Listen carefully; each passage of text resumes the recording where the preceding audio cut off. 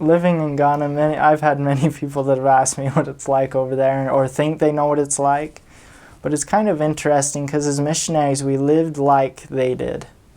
And so many people will tell me, oh yeah, Ghana's this, Ghana's this, but it's like, once you go down inside, you really figure it out. And so the housing there is, they're very smart in some ways of how they build their houses and different things like that to get them elevated in different things. But for the most part, it depends on where you are in the Ghana Accra mission.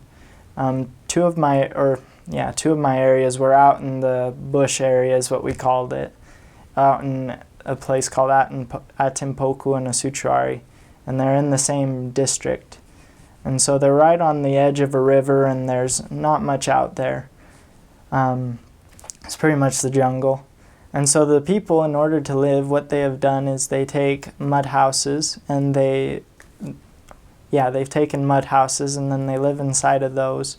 And then the missionaries, they live in something a little similar, but not as similar. But it's basically there's no air conditioning, and all you have is fans. That's what the people use as fans. And if you can't get a fan, then you don't have a fan. So the heat is really, really intense. It's about 92 degrees daily, year-round, never changes. And it's about 98% humidity. So we'd carry around handkerchiefs to wipe the sweat off our face. We'd get through one a day or something like that, and then we'd have to wash it. And so it was very intense heat. So you really tried to find ways to stay cool, and that was usually just by drinking water or just getting used to it like I did after time. And so but the people the houses that they have, they stay more cool just because they build them so thick. The mud houses or the brick houses that they make out of sand are usually about something like this thick, and so it's able to keep the heat down just a little bit, so then it's not as intense, but the humidity still is a bugger to deal with. And then down in Accra, it's a little bit better, but it's still the sand houses, and so they're trying to do the same thing of keeping them cool, and it works in some ways, but it's a lot of fun to live in. It reminds me of camping, to be honest. So transportation was so much fun. I thought it was fun. A lot of other people didn't think it was very fun. They have what they call the trotro system, and a trotro is basically a small little tiny like minivan. And what they'll do is they will gut it completely. So the floor is metal, the seats, there's no padding, no nothing. It's just like a wood seat that's welded into the base. And they're so close together just to get maximum space. So your knees are like up at your face like this. And what they do is they drive down a route. They have routes that they drive down similar to taxis, except they don't go to your house. They just drive to a bus stop, and then you get off, and then they drive on. And so we'd take that all the time, and that's how we got places, is we'd either take that or we'd want to ride our bikes a few miles, which would never happen. So we'd just get on that, and we'd cram in there with some Ghanaians. We'd be sitting on each other, shoulder to shoulder, falling asleep on each other, that kind of thing. And we'd just go to where we needed to go and then climb over people and jump out, and then they'd take off. And so it was a very interesting way of transportation, I'll say. There was once I remember, I think it was my first area. We were on our way down to Accra for a Christmas conference, if I recall correctly. And it was so crammed and I was so tired, I actually fell asleep on the woman next to me. She was a big woman. And so I fell asleep on her shoulder, and she thought it was the funniest thing, and so she just kind of cradled my head, and my companions were all laughing at me, and I woke up in Accra, and I was like, oh my gosh, what happened? And they're like, dude, you fell asleep on that lady. And I was like, dang it. But that was what happened on Trotros. If it wasn't the missionaries, it was somebody else. We'd always be falling asleep on each other. And the people there are just so friendly and so nice that they just don't care. They're just like, whatever, okay. And so that was what transportation was normally like if we had to go long distances or wherever it was. So the money system was really interesting. They have what they call the CD. And so a CD, when I first arrived, their economy is sort of going down, and so it was kind of interesting to see how their money changed in those 2 years. When I first showed up, it was one CD was, no, 2 CDs were about $1. So it was about half was the exchange rate, and so it was decent. And then by the time I left, it was about 5 CDs was $1. So it just like shot up, and as that shot up, the prices on all the food went up.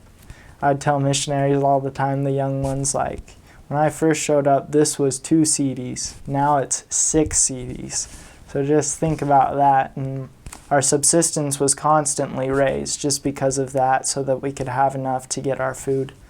Where we'd normally go to get our food was, they have what they call the market. And I like to think of it as Walmart, but it's not Walmart. It's not that nice. It's an outdoor market, and there's tomatoes, there's plantains, there's cassavas, there's yams, there's all these different things. They're just sitting in baskets, or fishes. They're just sitting in baskets, and you just walk by and say, I want a fish, and you give them a CD and they'll give you the fish, or I need this or this, and they have whatever you can think of. I couldn't believe what they had in there. I could find stools, I could find machetes, I could find anything we would have needed. And you just bargain with them. Because a lot of times if they see a white person, they'll be like, oh, I'm going to cheat this man, and I'm going to make him pay more for what he's going to give me, or charge him more than what the price is. And so we'd have to be smart and just be like, is that really the price? And then we'd talk them down and would get it for cheaper. And so that was just a common thing, is just going into those markets and just bartering for our food and our different things that we needed in our houses. For jobs, they got a lot of interesting jobs. They all like do the same thing, which is kind of funny. But one of their jobs is to work in the market, obviously. They bring what they have and they sell at the market. Some people are what they call seamstresses. They'll just sew. That's what they do. You can order dresses, you can sew your pants back, whatever you want, and they'll do it for you. Internet cafes, there are people that will run internet cafes so that the people can go and use the internet, and those are the only places that have internet in Ghana. And then farms out in the bush, especially, that was all they did was farms.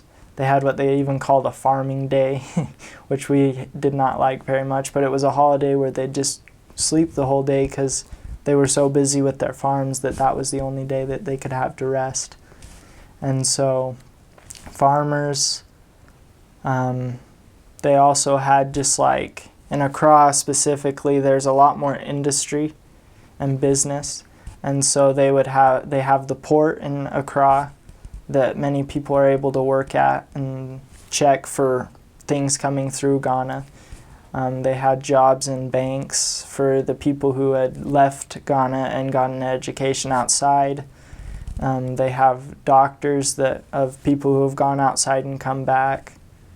And there are many Chinese people that have come and start businesses there and then hire Ghanaians as labor to help get their products out. And so they just kind of find what they need to find in order to work.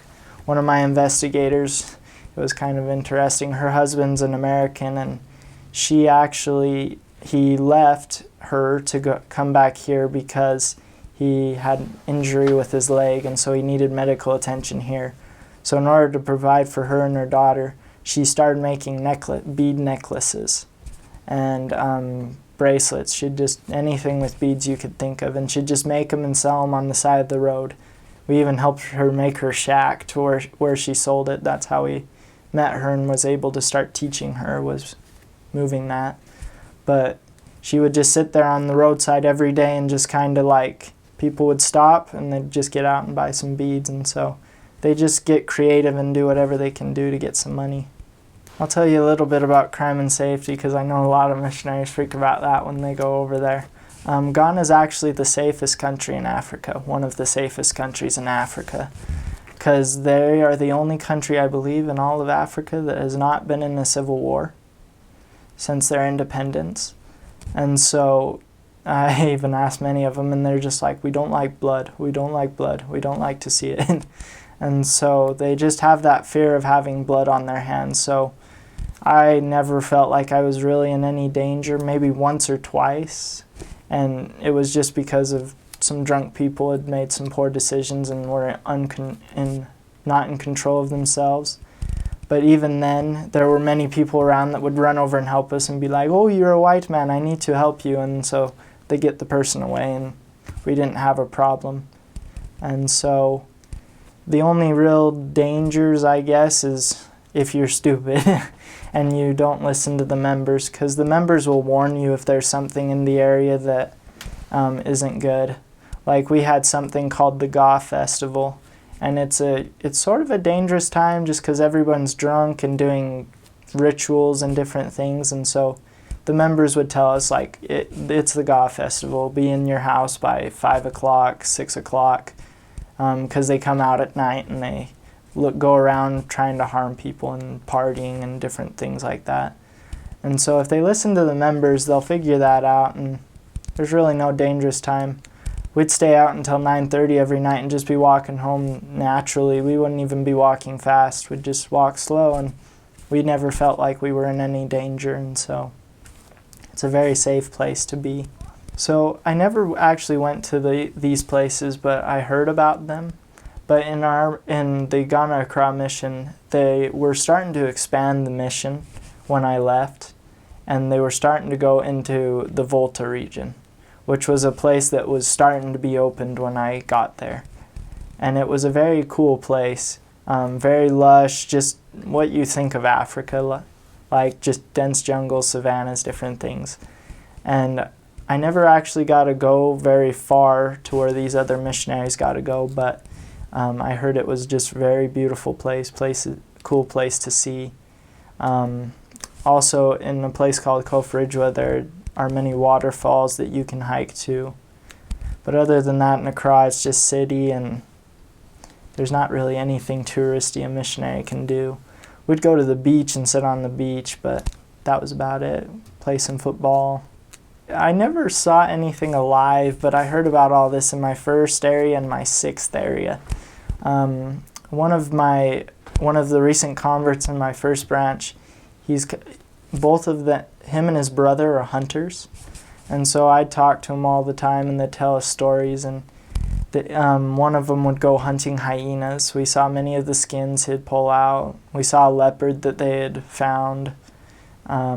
Snakes, pythons. We ate a python on my mission that was cooked for us.